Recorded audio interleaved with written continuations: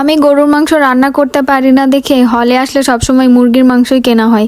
তো আজকে আমার খুব ইচ্ছা করছিল, তাই শখ করে একটু গরুর মাংস কিনে নিয়ে যাচ্ছি।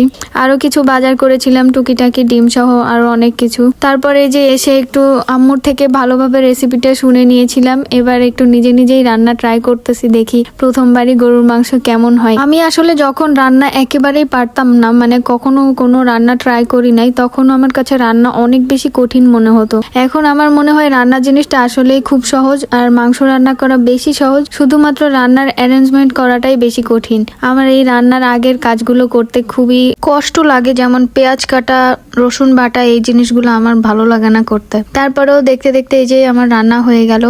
রান্নার কালারটা কিন্তু আলহামদুলিল্লাহ ভালোই হয়েছে, খেতে মোটামুটি ছিল। প্রথমবার হিসেবে আমি স্যাটিসফাইড। আর যেহেতু হিটারে রান্না করেছি সেহেতু অনেকক্ষণ ধরে জাল করা লেগেছে।